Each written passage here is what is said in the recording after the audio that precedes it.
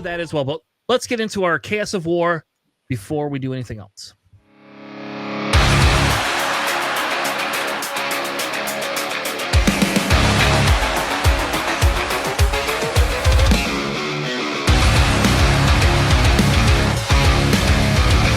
All right, welcome to our Chaos of War. This is where we talk a little bit about meta and statistics. This is kind of analyzing, what is it, our 5th week of PQs? Is that what we're in now officially? 5th week of PQs? And super excited to see some new stuff kind of crop up. As for the overall numbers, I'm not going to go, I'm going to go through this first, and then we'll kind of go through the other screen and kind of look a little bit at the top of the cuts. So to kind of begin with, this is the overall numbers. You have Hero Green actually on top over Hero Yellow, which is hilarious because it must just be those extra Hans adding to the Sabines, pushing it over. The Sabines, and occasionally you'll get like the Quinlans, right? Like, you know, spoilers one, Chicago and ours. So yeah, that's like not super surprising because like green's really good, and then occasionally you look at like the blue green heroes, right? With like Luke's and Boba's and Yodas have the green Yodas have won a couple, so yeah. So overall, it looks like Han is still on the top, but he's only at 22%. He was up to 25%, so I believe he actually lost about 3% of the top cut share this weekend. And I think Alex and I will take some very aggressive thank yous for that. Screaming. No Han Yellows made top 8 in Lansing. Nope. And that was kind of kind of a little bit of the joke. We were the first deck I had to play was a Han Green. And I felt so bad for him. I was like, oh, sorry, man. Like, you have to play Palpatine Yellow. It was not, he did not have a good time. But yeah, so it's nice to see some of these numbers coming back. We're going to see a little bit more Django, Quinlan Voss obviously up there, Bossk kind of on the rise. We'll have a conversation about that. We had 2 Bossk greens in our top cut. So, but if you look at that, these are just kind of the numbers, overall numbers for everything going on. Oops.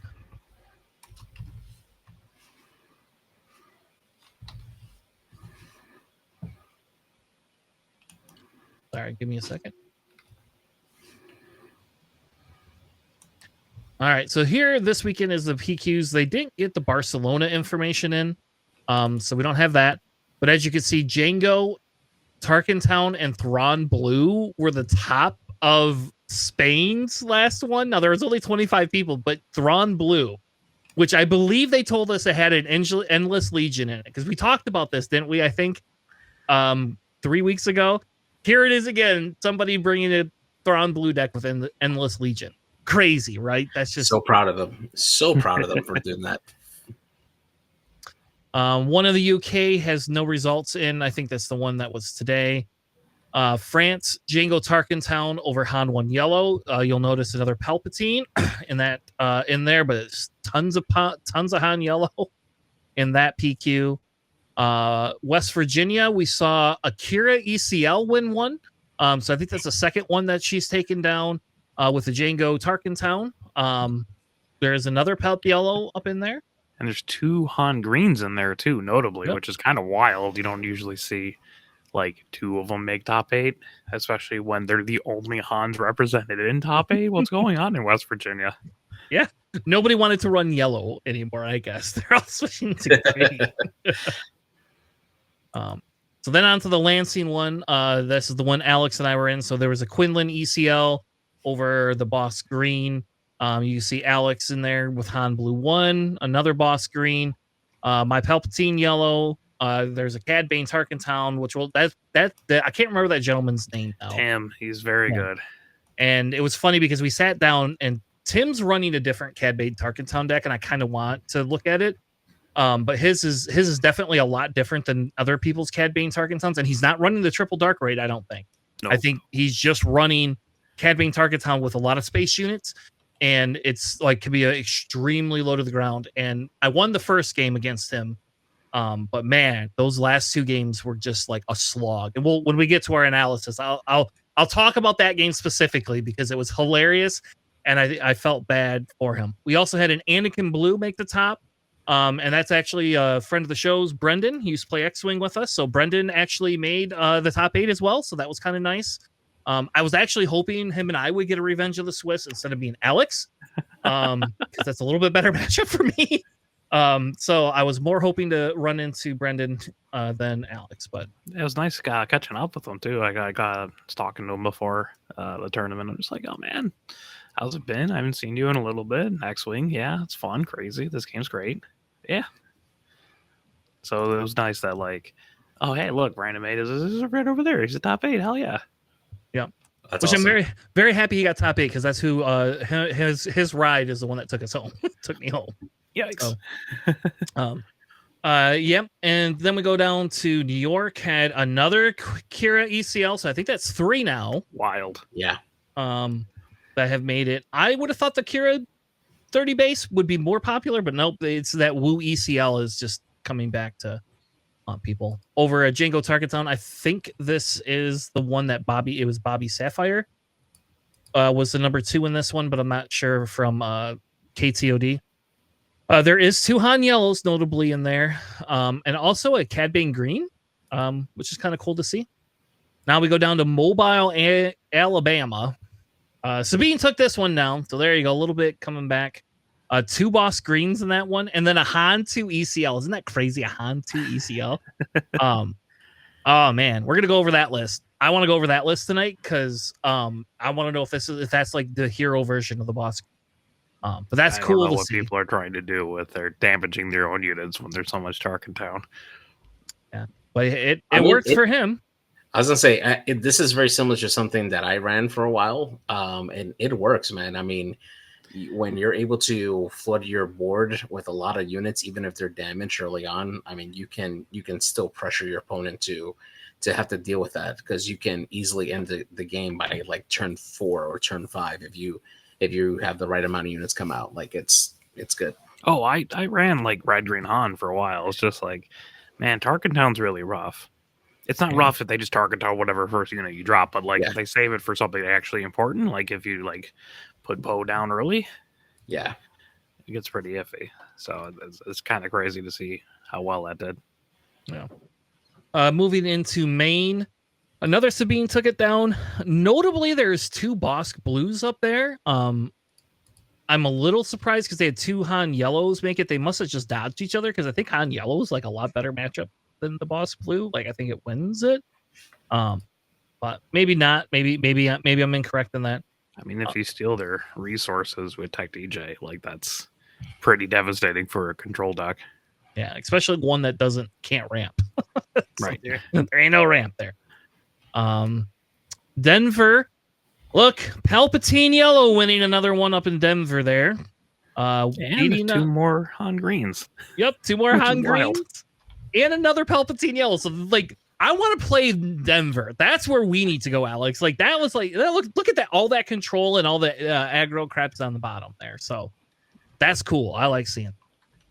I love me some control. Moving on to Memphis. There's your Han Yellows. Yeah, let's never go to Memphis. Look at that. Yep. Han Yellow. Double yellow, and Tarkin down Django, Tarkin down Quidlid, 2 speed ECLs, another Django Tarkin down, and a Bossk Green. Let's not go to Tennessee. Nope. I do like their whiskey there, but yeah, I would agree. No, thank you for that one. Gross. Columbus, we have basically the same thing, except for this one has a Vader Tarkin Town. I did pull that list. It's a crappy screenshot, but I got the list. We're going to go over that list because Crispy was running that for a little while back in like set 1. And I thought it was crazy because I could never get that stupid list to work. So I want to see what the innovations in it are. Yeah, we had a couple Vader Reds. I think one of them got runner up in a store showdown in set 1. Yeah, crazy. There's more Han, more Bossk. I guess this is Spain again. Man, Spain's got a lot of. Spain's no fun, is what I'm learning, because all of them are just like, wow, we've seen all of these before. Yeah. Then we go into Italy, Quinlan ECL, second Quinlan ECL. So now there's 3 Quinlan ECLs that took it down. 2 more Han Yellows, a Han Red Tarkentown, 2 more Sabines, CAD, and a Quinlan. And then this last one, I guess, in Netherlands, I guess the only deck we know is Iden Blue. So I think that's 2 for Iden Blue now, maybe 3. So still exciting to see all of those things. Before we get into the interesting decks, obviously they didn't have all the top 4 decks or the top decks like they usually do. Probably because people haven't submitted them all. We're not going to go through all the top decks again. We're getting close to what I would consider the end of like competitive season as we're kind of ramping up to set 4. So really, like I don't know how much I want to go through the same iterations like and see the few different things that kind of come from it. So these are what the decks I kind of found interesting. I think we've gone over this CAD green deck before more than once. But the big thing that I seen in there is an Emphy's Nest. That's newer, and it's obviously the non-hero, non-villain one. So, I don't remember seeing that before, and I'm not super sold on that unit, but I guess it does come in with the ambush. So, yeah, I mean, you got triple Cloud Rider, triple Forlob, triple Bossk, triple Syndicate Lackeys, and triple Maul, in addition to the double Emphas. So it's like, yeah, I got a ton of ambush, and you have to kill Emphas, which is like super unintuitive because you're like, why would I bother killing that thing right now? Like, whatever. Yeah. Seeing to choose the sides in the sideboard is just like they really like Traitorous, but I guess they want that instead. So, yeah, I mean, just give them your Bazine, whatever. I know, right? Exactly. And I wish I could have done that with your Village Protectors yesterday. You can have my Bazine, I'll take your Village Protectors. That's a good idea. Now I'm gonna put that in there. So I don't know. That again, and the question becomes is because how many resources is that's 7 resources, right? Yeah. For 2 sides, yeah. Yeah. So it's like and requires you to have a board or like someone. So it's a little worth giving up. Yeah, it's a little bit like different than what I would consider the like what you get for Change of Heart. Change of Heart is really good. So, but that's an interesting choice. 2 sides is like a very underrated card for sure. Like I think it's a lot better than people give it credit for. It's just 7's rough, but like understandably, it's priced that way. Yep, and it's funny. This deck does not have Vader in. So,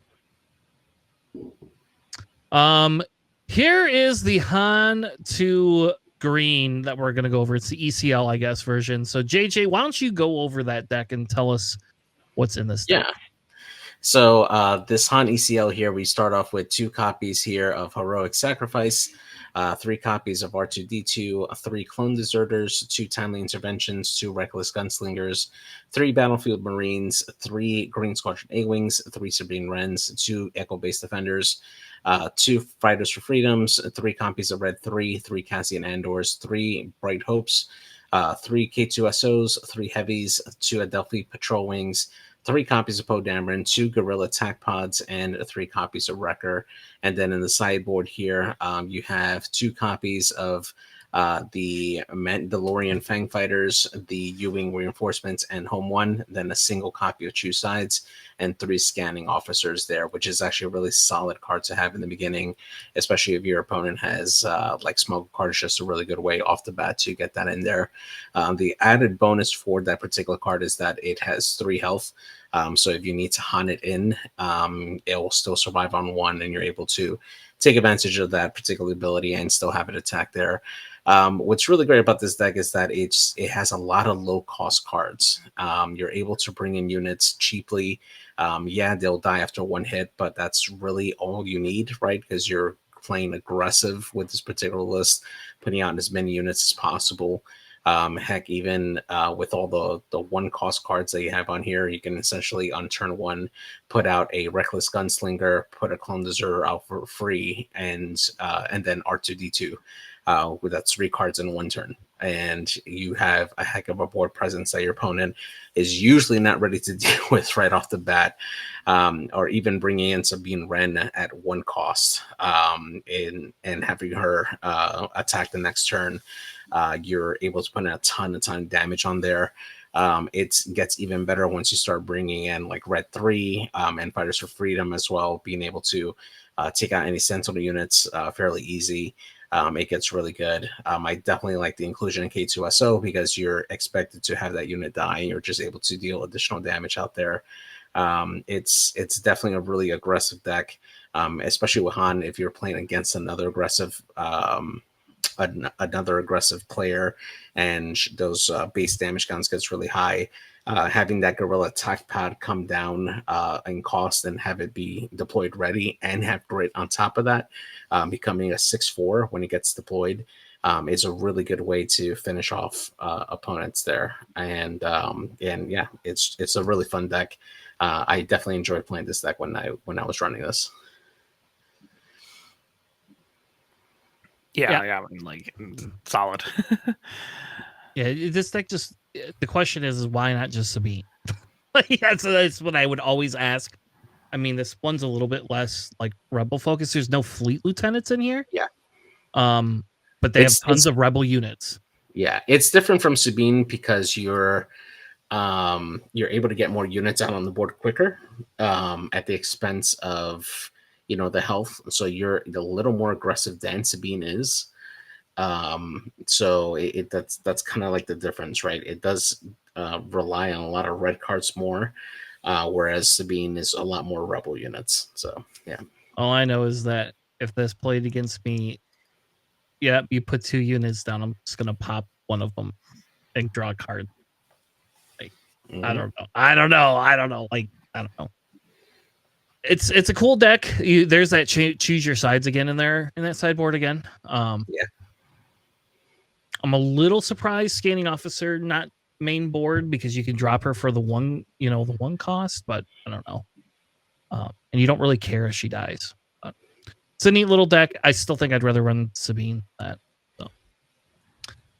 Really, we're not going to go through this deck. I think the big noticeable difference in this is a Quinlan non-Tarkin town that made top. Like, all right, I guess Quinlan's strong enough that it can make top without Tarkin town now. So I don't know. There's nothing. I don't see anything different in this deck. It's got the throw. I'm going to get rid of your cards, except for that 1 6 cost card. The crossfire. Yeah, where you like attack, where they attack each other. That's kind of spicy, and I like that card in this deck. I think that's kind of cool. Yeah, I don't know why they don't go Tarkin Town, other than they want the extra health. I don't know. But it has a little bit more of a long game in the board, so it's not. I'm assuming this is more of a tempo deck or mid-range deck, I guess. Yeah. I mean, it's got Great Dragons in it, and like just mostly you get a lot of control because of the triple Force Throw, the double Bamboozles, the triple Spark, triple Pillage, triple Kira. So like you're still trying to control things. It's even got the 2 Senatorial Cafats, which I love. Which discard your opponent's card when defeated, and also they have Saboteur, so it's really good if they have like Bright Hopes and stuff. Yeah, it's really solid. Yeah, and it's interesting not seeing the Tarkin Town piece of it. But I understand why. Like, I still think this is a viable deck in this meta. Now, Alex, tell us about this Vader Red deck, because holy crap, this is hilarious. And like this, there is no cards in here from set 3 except for 1, right? I see. Oh, yep, 1 set 3 card and 1 set 2 card or something like that. What is this deck? Yeah, right. So this is a Tarkin Town Vader. It has triple Stormtroopers, triple Force Lightning main deck, triple Force Throw, triple just the base TIE Fighters, double Give Into Your Anger. That's the one where you do 1 damage to a unit and then they have to attack one of your units if able with that unit immediately next action. Double Daring Raid, triple the First Legion Snowtroopers, 1 Vader's Lightsaber, double Force Choke, double Kylo's Silencer, triple Fifth Brother, triple of the Fallen Lightsaber, double Veers, triple Cell Black Guard, triple Open Fire, double the double red Saw Gerrera. You're not putting the hero one in there. Triple Aggression, double Seven Sister, double Raider, double Palpatine, and your set 3 card with 1 Dooku. In the side, you got double Chaos of War. That's the one that does damage for equal to the cards in hand. You got double of the Tri-Fighters that block the healing. You have a double Execute Order 66, just because apparently they really hate Jedi. You got a third Raider, 1 Kylo, and then double Crate Dragon. So first critique, just run the stupid extra Raider in the deck. You just should always have 3 of them. I don't know why you... Yeah, I mean... Sure. I mean, this is such a great ship. But yeah, this is just kind of wild, right? I mean, like, Tarkin Town does make sense with Vader, right? Because you have a bunch of actual, like even first turn, like, you have a bunch of, like, 1 plays that are villainy, and then you can hit something and then Tarkin Town them. But it works with Vader's ability. It's just not usually paired up because Vader comes out on 7. He's a little bit slow for the aggro game, which these usually are. But yeah, this is just like take all the Force units and all the Imperial units and smash them together and run a deck into people. And it's really cool. I like it. Not sure about the Execute Order 66, but, you know, it does deal with, like... Quinlan's. Outright kill them, but, like, yeah, it does do a fair amount of damage to, like, you know, like Quinlan's and Obi's and all that stuff, so...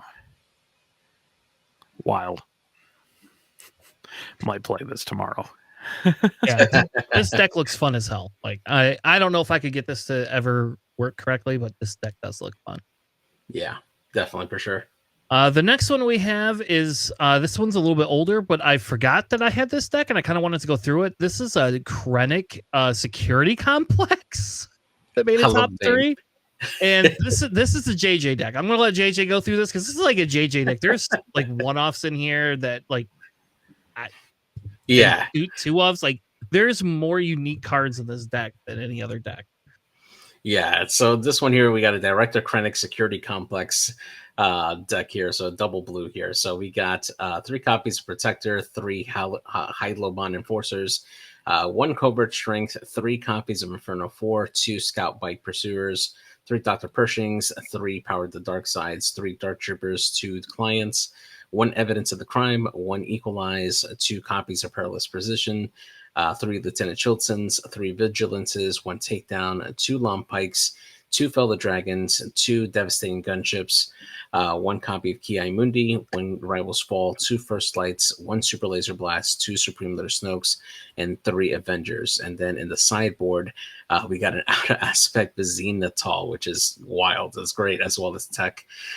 We got 1 copy of Equalize Restock. And then we also got Merciless Contest on there. We also got an additional Equalize, 1 Calculated Lethality, an additional Ki Mundi, and then 2 additional copies of Super Laser Blast on top to be in the sideboard there. Definitely a lot of one-offs on this one here. The Covert Strength, I assume that you would save that for the units that you're trying to use as your Sentinel piece. Specifically because you have that Protector upgrade on there. You can put some of your high health units on there, particularly like if you're not looking to use Dr. Pershing as much, you can give him Protector and then heal damage off of him as you need to, especially if you can use Krennic to boost that damage off him to make him essentially like a 2/5 or even higher with the Protector on there. The Evidence of Crime is nice, especially with Lum Pike, because you can give a shield to a unit and then Evidence of the Crime and steal that shield that you just gave out and put it on one of your own units, particularly like a Sentinel unit, so you can constantly keep your units with like shields and stuff. So yeah, it's really nice. Like, it's awesome to have that flexibility on there. But I am wondering if there's just one too many like one cost cards on there. Ki Mundi is really nice. I think having 3 of him in the deck is probably worth it. But what you're giving up for that, I mean, I might have given up the gunships to have 2 more Ki Mundis in there. But still, it's definitely a fun deck. I would definitely try to run this. I would never give up those gunships. I don't know. I think Ki Mundi is a little more consistent than the gunships. I don't know. These are wild. This is a pretty crazy deck. Actually, I had a buddy who played in our store showdown last week was running something incredibly similar. He said he was inspired by this list. I didn't see too much of it because our games were really weird. But yeah, it's really cool. I do love Krynic. The security complex is wild though. Yeah. What do you like? What are you shielding? Do you swing into something with the Hablon and then give it a shield, or like? I mean, shielding a Chilton's really, really good, but like, is it worth the 5 damage? Because maybe, I mean, you have like the client, right? And obviously the vigilances, so maybe you can heal enough that you can run the 25 health base, but you don't see it often, so who knows? Yeah, is this a control deck? I don't know. I don't think it is. I don't know. It's like weird. Yeah, I was talking to James who was running it. Something similar. He's like, it's not quite like hard control, but it's like a soft control that like you can consistently do like enough damage over time, and then just like winning the end games. You have like Snoke and Avengers and the first lights and whatnot. So wild. We have another one, Yoda Green, that came out. Alex, I think you played a little bit of Yoda Green. I don't know if we've covered that before, have we? I don't believe so, actually. So I thought this would be kind of a fun deck to go through, especially because, you know, as we're going away from PQ season, people probably still have store showdowns. I think this is actually a decent deck to take to a store showdown, and it's like more fun to play than Luke. So like you give a shield, or you can like look at your cards, like so. Yeah, or just draw a bunch, right? Yeah. So Alex, what is this deck? I want to go through this deck because I want to know like what this deck does and you know how it's played. Yeah, so this is just Yoda 30 Hell Green. It's got a triple Restored Arc, triple Battlefield Marine, only 2 C3PO, which is wild to me because that's you just get free card draw with Yoda's ability. You got double Spark of Hope, triple Gamorrean Retainers, triple Yoda, triple Yermayoli Hope, triple Concord Dawn Interceptors, triple Village Protectors, double Perilous, triple Resupply, double Kanan, triple Vigilance, double Bright Hope, double Fel the Dragon, triple Obi, triple Luke, triple U-Wing, and double Home 1. In the side, you have 2 Regional Governors, 2 Jedi Lightsabers, a 3rd Perilous Position, double Razor Crest, presumably for when you add in the Jedi Lightsabers, whatnot, a 3rd Fel the Dragon, 1 Redemption, and a 3rd Home 1. Yeah, I mean, it's... Blue-Green Hero is pretty solid.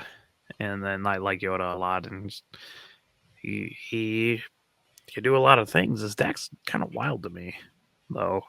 It seems a little bit like in conflict with itself, I guess. I don't know. A lot of it's like you're trying to stall, but you're also trying not to stall. But if you do stall, your endgame's Luke and Home 1, which is a fine endgame, but ain't going to beat endgame decks, right? Who are also trying to stall out, so... I don't see how this can go really fast. I mean, I guess you can like, resupply and Spark of Hope into like an Obi-Wan early or something. I don't know, or like try to bring out Yoda early. But even then, that doesn't do much. And your Yoda flip turn is not going to kill any huge units. No, do you really want to discard a card like one of your top ends to kill something? Like, no. I mean, like. Turn 1 C3PO or whatever, turn 2 resupply, and then turn 3 at 5 resources. You can play You're My Only Hope and play like a Luke. True. On turn 4, which is really nice. That's what Han does. So, You could do some crazy things like that, but like that's inherent to every Yoda deck that has that. Yeah. I don't know. I think it's a cool looking deck, and it's something that I'm not. I don't know. I'm not sold on it, but I think like again, as I said earlier, as we're moving away from PQ season to some extent, right? You got to play something for fun. Like this made top cut, and this looks pretty fun. So I don't think this won a tournament, but it did make top cut in the top 8 at a PQ. So yeah, that's fair. Well, all right. I think that is enough for our Chaos of War segment tonight. Thank you all for joining us for that segment.